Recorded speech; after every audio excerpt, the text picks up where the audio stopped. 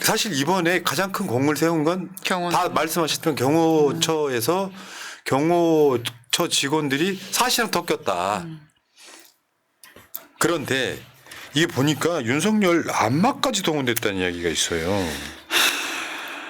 저는 저 기사를 그러니까 다른 언론사들을 통해서 수십 개를 계속 돌려보면서도 왜 자꾸 찾아보냐면 안 믿겨서요. 아무리 봐도 믿기지가 않는 거예요. 그 경호관이라는 그 직업을 가진 사람들은 그러니까 대통령을 위해서 총알을 대신 맞아주기로 약속된 사람들이잖아요. 그러니까 자기 생명을 바쳐서 일을 하는 사람들이란 말이에요. 당연히 군인이나 경찰관이나 소방관들도 다 그렇게 숭고한 일들을 하지만 위험을 다루는 것과 직접적으로 총알 앞에 내 몸을 던지는 건 다른 일이잖아요. 그래서 조금 더 우리가 더 크게 가치를 부여하고 인정하는 그만큼 이렇게 숭고한 직업이라고 우리가 다 같이 칭찬하는 그런 직업인데 그런 사람들한테 안마를 시켰다는 게 난 아무리 생각해도 믿기지가 않는 거예요. 아무리 제정신이 아니라 그래도. 그러니까 대한민국 대통령을 경호한다. 대한민국 대통령 대신 내가 죽을 수 있다라는 그런 자부심을 갖고 일하는 경호원들에게 윤석열은 그냥 딱 이런 거죠. 체대 출신들 많네. 체대 출신들 스포츠 마사지 잘하니까 와서 마사지 좀 해봐. 그렇게밖에 안 보인 겁니다. 대통령 몸에 손대는 건 영광입니다. 미친 새끼들. 지랄 진짜 확 그런 진짜 애들이 진짜. 왜 저번에 우리 방송에 저 정권 교체를 위한 싱크탱크의 민진교 소장님이 국정원, 경호처 이런데 제자들이 많은데 얘네들이 가갖고 나가면 야야 그 사람도 공무원이잖아요. 산업이가 아니잖아. 안마해봐. 내가 보기에 부부가 또라이. 그건 있을 수 없는 일이에요. 그 안마는 자기 자식, 가족, 마누라 시킬 수는 있지만 공무원인 이게 소위 말하는 갑질 아닙니까? 저는 저런 경험을 해본 적이 있거든요. 예전에 증권회사 다닐 때 지점장이 지가 술 처먹고 계단에서 굴렀는데 이 복숭아뼈 있는데 다쳤어요. 그런데 여직원들한테 와서 마사지를 시키는 거예요. 맨손에담 해가지고. 그래서 저는 이제 안 하겠다고 해가지고 이제 눈 밖에 나가지고 잘렸거든요. 근데 그 여직원들이 웁니다. 너무 자존심 상하고 어떻게 이렇게까지 사람을 이렇게까지 할 수가 있냐고. 그런데 그 지점장이 하는 얘기가 뭐냐면 나 가족같이 생각해서 그래. 그런 명분으로 연병하네. 하더라고요. 그러니까, 죽이고 싶었죠. 그러니까 왜 여러분 기억하시겠지만 김건희가 그 새벽에 계산책 시키다가 이명수 기자한테 딱 걸린 적 있잖아요. 운명이 두 사람은 운명이네요. 편의점 앞에서. 야 운전하고 갔더니 김건희가 보이는. 근데 나왔던 애들이 경호원이잖아요. 네. 경호원들 시켜서 반려견 옷 사오게 하고. 그 말하자면 강아지 똥치우게 하는 것도 비슷한 걸 거고요. 그런 짓거리를 했다는 것이고 그 직원들이 노래방 기계 설치하고 휴가 가서 폭죽놀이 준비하고 이랬다는 거잖아요. 그것 중에 하나가 어제 김성훈이가 김건희한테 했다는 이벤트. 그런 것들인 거예요. 누나 내 여자니까. 어.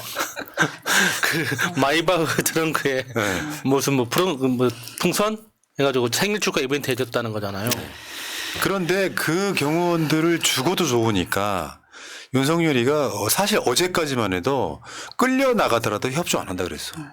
그 말은 이 경호원들은 죽어도 돼. 나만 지키면 돼. 왜냐하면 윤석열이 바랬던 게 뭐냐면 불상사가 났어야 되는 거예요.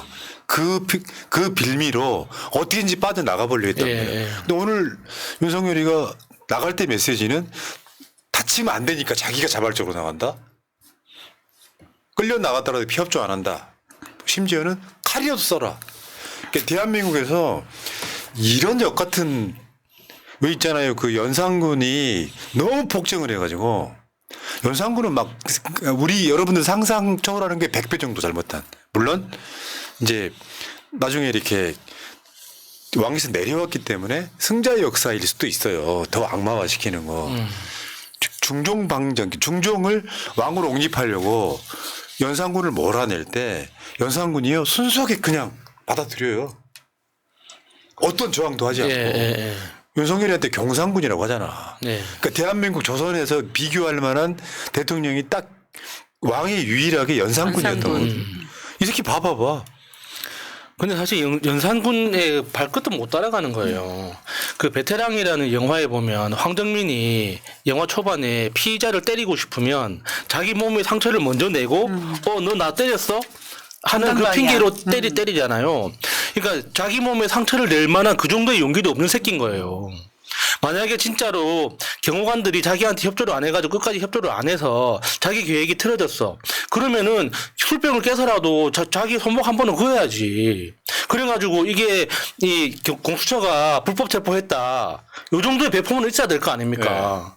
근데 그 정도의 자기 몸에 상처를 낼 만한 그 정도의 용기도 없는 새끼인 거예요. 그러니까 경호처에 사실 오늘 제 1등 공신은 경호처 직원들이 휴가를 가버리거나 거의 무저항 상태에서 네. 아까 말한 그 버스 산성 키를 이렇게 몰래 준다거나 뭐 이런 방식으로 해서 윤석열이 따였다 이렇게 보면 되는데 그 경호원들이요 경찰들보다 훨씬 더 이런 업무에 대한 그 뭐라 그럴까요 책임감이 세서 누가 그러더라고요. 경찰 같았으면 안에 그러고 나올 텐데 경호관은 끝까지 지킬 거다 이런 걱정을 많이 했는데 그동안 윤석열이 이렇게 이 훌륭한 인물들을 안마시키고 이러니까 쌓였던 게 많은 것 같습니다. 그러니까 수뇌부라고 해봐야 김성훈이나 뭐 이런 애들 이광우 뭐 이런 애들 예. 몇 명 제외하고 나면 나머지는 내가 왜 윤석열 때문에 그렇죠.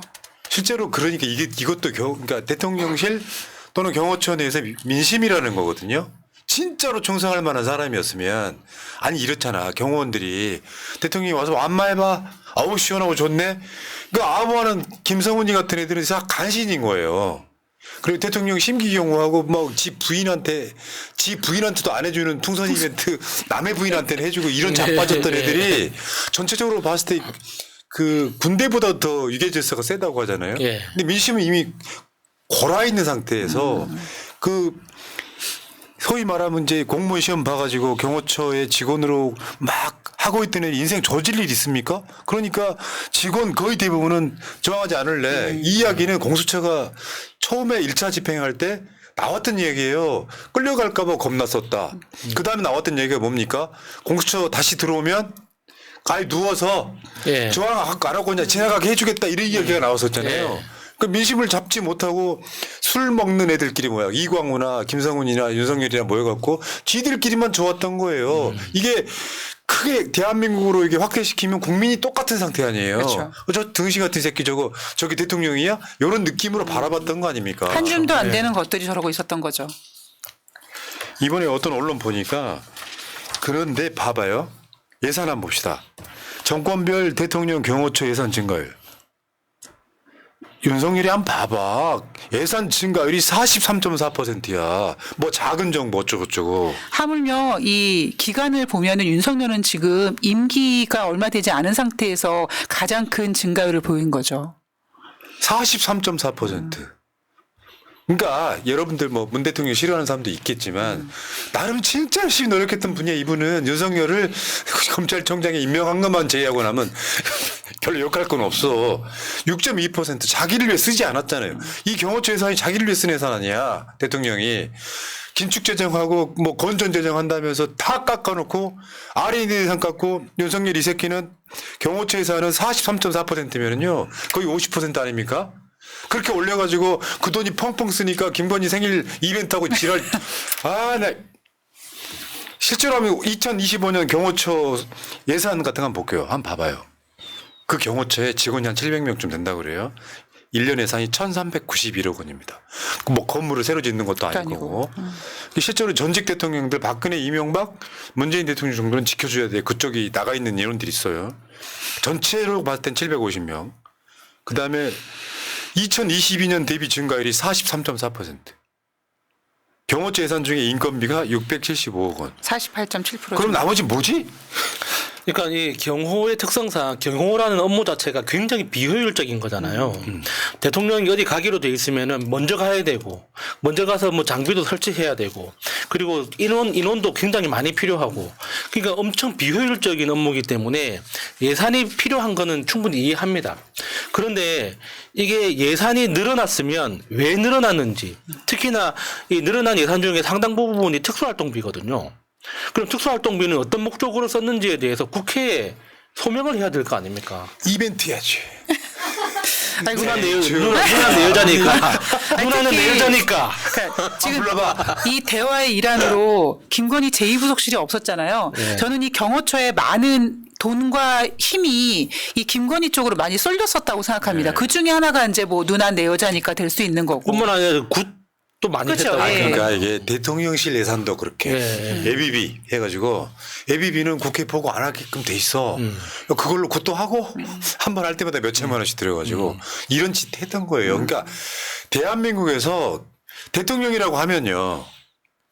최소한 몇 년간은 뭐 갈고 닦아가지고 어떤 사람은 내가 누구라고 말 안 할게. 시장도 하고 도지사도 하고 당대표도 하고 해갖고 트레이닝을 거치면서 내가 대통령이라는 걸 가져야 될 뭔가가 있는데 야, 그런 사람이 있어요? 있어요. 대통령 시켜야겠네요. 그러니까요. 정치인이 하는 것 같지만 국민이 하는 것입니다라고 말하시는 분이 있어. 훌륭한 분이네요. 대통령 시켜야겠네. 그런데 그런 상황이긴 한데 그렇게 이렇게 트레이닝 되는 거와 윤석열 부부는 대통령에 당첨됐단 말이야. 네, 그렇죠. 이게 내 마음대로 할 수 있는 거야. 대통령 당선되자마자 고속도로 정점을 바꾸잖아요. 앞으로 두고 보세요.